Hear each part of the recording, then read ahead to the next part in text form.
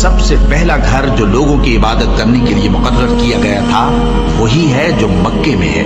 بابرکت اور جہان والوں کے لیے موجب ہدایت۔ اس میں کھلی ہوئی نشانیاں ہیں، جن میں سے ایک ابراہیم کے کھڑے ہونے کی جگہ ہے۔ جو شخص اس مبارک گھر میں داخل ہوا اس نے امن پا لیا، اور لوگوں پر اللہ کا حق یعنی فرض ہے کہ جو اس گھر تک جانے کا مقدور رکھے وہ اس کا حج کرے، اور جو اس حکم کی تعمیل نہ کرے گا تو اللہ بھی اہل عالم سے بے نیاز ہے۔ اور جب ہم نے خانہ کعبہ کو لوگوں کے لیے جمع ہونے اور امن پانے کی جگہ مقرر کیا اور حکم دیا کہ جس مقام پر ابراہیم کھڑے ہوتے تھے اس کو نماز کی جگہ بنا لو، اور ابراہیم اور اسماعیل کو حکم بھیجا کہ طواف کرنے والوں اور اعتکاف کرنے والوں اور رکوع کرنے والوں اور سجدہ کرنے والوں کے لیے میرے گھر کو پاک صاف رکھا کرو۔ بے شک کوہ صفا اور مروہ اللہ کی نشانیوں میں سے ہیں، تو جو شخص خانہ کعبہ کا حج یا عمرہ کرے اس پر کچھ گناہ نہیں کہ دونوں کے درمیان چکر لگائے،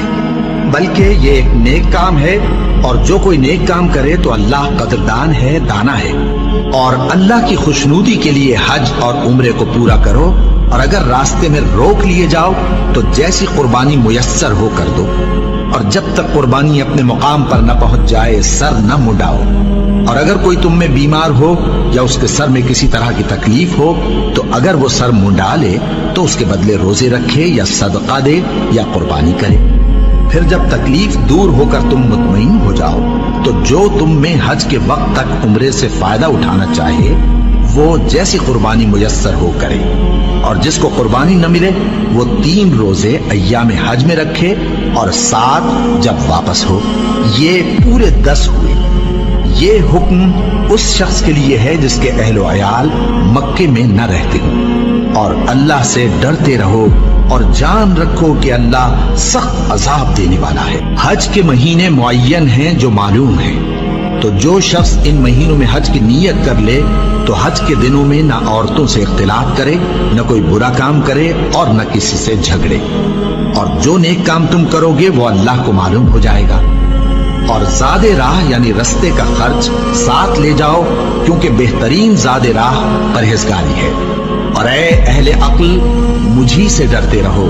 اس کا تمہیں کچھ گناہ نہیں کہ حج کے دنوں میں بذریعہ تجارت اپنے پروردگار سے روزی طلب کرو۔ اور جب عرفات سے واپس ہونے لگو تو مشعر حرام یعنی مزدلفہ میں اللہ کا ذکر کرو،